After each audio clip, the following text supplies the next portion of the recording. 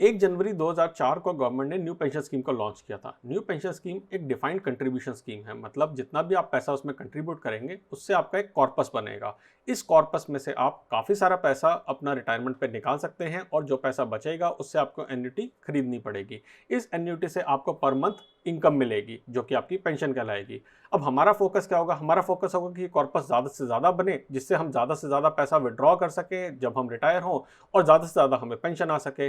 अब आपकी कंट्रीब्यूशन के ऊपर आप कैसे मैक्सिमम रिटर्न पा सकते हैं, इसी को आज की वीडियो में कवर करेंगे। तो आज मैं आपके साथ 5 ऐसे पॉइंट्स शेयर करूंगा जहां से आप अपनी एनपीएस की कंट्रीब्यूशन के ऊपर मैक्सिमम रिटर्न पा सकते हैं। क्या है वो 5 पॉइंट्स? चलिए उस पर नजर डालते हैं। सबसे पहला पॉइंट है स्टार्ट अर्ली, यानी कि आप जितना जल्दी कंट्रीब्यूशन करना स्टार्ट करेंगे उतना ही बड़ा आपका कॉर्पस होगा। अब ये तो विदाउट डाउट है कि जितनी जल्दी आप पैसा जोड़ेंगे उतना ज़्यादा पैसा आपके पास जुड़ेगा, लेकिन एक चीज़ जिसको हमें ध्यान रखना है वो है कंपाउंडिंग। मतलब कि अगर आप पैसा 30 साल की एज में स्टार्ट करते हैं जमा करना और अगले 30 साल तक जमा करते हैं, उसके कंपैरिजन में अगर आप 25 साल की एज में पैसा जमा करना स्टार्ट करते हैं तो ऑलमोस्ट डबल पैसा आप जमा कर पाएंगे जितना आपने 30 साल की एज में जमा करना स्टार्ट किया होता। तो यानी कि जब भी आपकी जॉब लगे, जैसे ही जॉब लगे, अगर आपके पास एनपीएस की वहां पे फैसिलिटी अवेलेबल है तो उसको जल्दी आप अवेल कीजिए ताकि आप कंट्रीब्यूशन ज़्यादा कर सकें और जिससे आपका कॉर्पस बड़ा बन सके। दूसरा पॉइंट मैं कवर करूंगा कि एसआईपी के थ्रू कंट्रीब्यूशन करें एनपीएस के अंदर।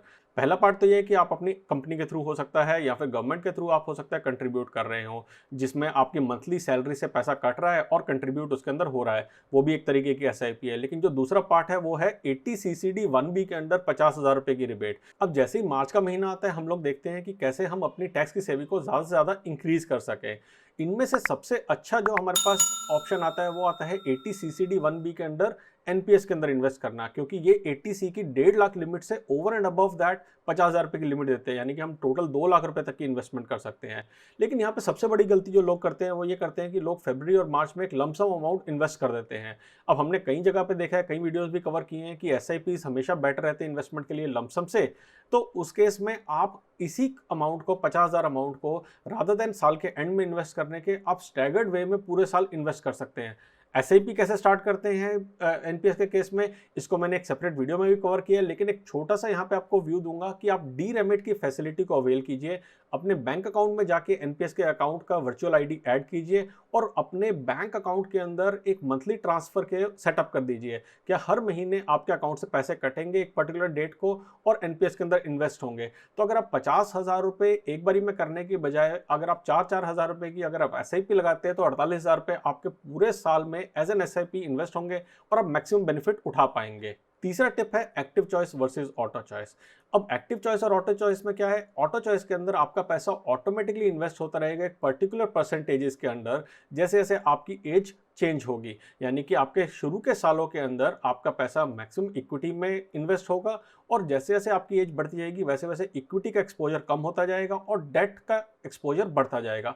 एक्चुअली में काफ़ी अच्छी ऑप्शन है, बिकॉज गवर्नमेंट कहती है कि आपको इस चीज़ को ध्यान देना चाहिए कि शुरू के साल में आपकी रिस्क लेने की कैपेबिलिटी ज़्यादा होती है और जब आपको रिटायरमेंट की एज पहुंच रही है तब तक आप अपने इक्विटी एक्सपोजर कम कर दें। लेकिन दूसरी जो चॉइस है एक्टिव चॉइस, उसका फायदा कब है? अगर आप अपना हाथ में कंट्रोल लेना चाहते हैं आपके पैसे का। अब एक जो ड्रॉबैक है ऑटो चॉइस का वो ये है कि जब भी मार्केट में एकदम से कुछ ज़्यादा उतार चढ़ाव होता है तो आपकी रिटर्न्स भी ऐसे झूले खाती हैं। आपको दिखता है कि आपकी रिटर्न्स एकदम से काफ़ी कम हो गई हैं या काफ़ी ज़्यादा हो गई हैं और आप उसके ऊपर कुछ कंट्रोल नहीं कर सकते हैं। लेकिन अगर आपके पास एक्टिव चॉइस की ऑप्शन रहेगी, अगर आपका पैसा आपके हाथ में या आपका कंट्रोल में रहेगा तो आप कुछ उसके ऊपर एक्शन ले सकते हैं, जिसको मैं अगले पॉइंट में कवर करूंगा जो कि है रीबैलेंसिंग। अब रीबैलेंसिंग ऑप्शन क्या है? रीबैलेंसिंग ऑप्शन ये कहता है कि आपने जब ये पैसा डाला तो आपने एक पर्टिकुलर थ्रेशोल्ड को आपने सेलेक्ट किया। लेट से आपने गवर्नमेंट के अकॉर्डिंगली जो सेलेक्ट किया था, आपने सेलेक्ट किया कि 50% आपका इक्विटी में है और 50% आपका डेट में है। मान लेते हैं कि स्टॉक मार्केट एकदम से बहुत उछाल में गई तो आपका पैसा जो है अब इक्विटी वाला 50% से बढ़ के 80% पे पहुंच गया है और डेट वाला जो है वो कम होकर इसी तरीके से 20% पे आ गया है।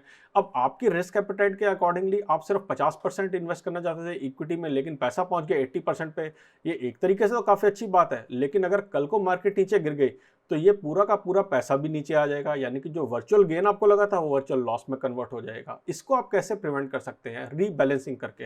रीबैलेंसिंग का मतलब होता है कि आप अपने पैसे को इक्विटी में से डेट में ट्रांसफर करें जब भी आपकी मार्केट ऊपर गई है, और डेट से इक्विटी में वापस ट्रांसफर करें जब भी मार्केट नीचे गई है। ये कॉम्प्लिकेटेड लगता है लेकिन बहुत ही आसान है। आप एक छोटा सा चेंज करके एक्टिव चॉइस के अंडर इसको अपने पोर्टफोलियो को रीबैलेंस करवा सकते हैं। ये इंपॉर्टेंट इसलिए है क्योंकि हम ये चाहते हैं कि जब मार्केट ऊपर चली गई है तो हमारा जो इक्विटी में हमारे गेन्स बने हैं वो सेफ होकर डेट में आ जाए, और हम ये चाहते हैं कि जब मार्केट नीचे गई हो तो हम ज़्यादा से ज़्यादा इक्विटी में इन्वेस्ट करें, ताकि जब जैसे ही मार्केट ऊपर जाए हमें ज़्यादा से ज़्यादा बेनिफिट मिले।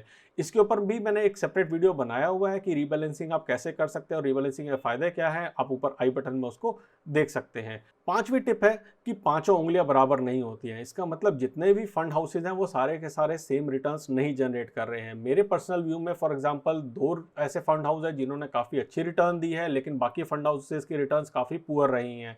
अब over the period of time आपको उन फंड हाउसेज की परफॉर्मेंस को भी मॉनिटर करना चाहिए। अगर आप देखेंगे कि जब से एनपीएस स्टार्ट हुई है तब से लेकर अब तक कुछ फंड हाउसेज चेंज भी हो गए हैं, यानी कि जो पहले ऑपरेट कर रहे थे वो अब नहीं कर रहे हैं और कुछ नए भी आ गए हैं। यानी कि गवर्नमेंट भी देख रही है कि कुछ फंड हाउसेज की परफॉर्मेंस उस तरीके से नहीं रह रही है जैसी एक्सपेक्टेड है। तो आप पीएफआरडीए की वेबसाइट पे जाके तो आप एनपीएस की वेबसाइट पर जाके इनकी पिछले 5 साल से 10 साल की परफॉर्मेंस को भी चेक करें कि एक्चुअली में उन्होंने एनपीएस पे रिटर्न्स कितनी जनरेट करी हैं।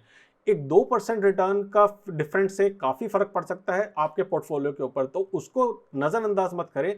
थोड़ा सा कंट्रोल लें अपने हाथ में और साल में एक बार कम से कम इस चीज़ को ज़रूर देखें कि आपके फंड की परफॉर्मेंस क्या रही है बाकी फंड के कंपैरिजन में। आपकी क्या रिटर्न रही है एनपीएस से, ये आप मुझे नीचे कमेंट सेक्शन में बता सकते हैं। और ये भी बताइए कि क्या आप एनपीएस से खुश हैं या नहीं हैं। जल्दी आएंगे एक और वीडियो लेके, तब तक के लिए बचाते रहें, कमाते रहें, बिकॉज एवरी पैसा मैटर्स।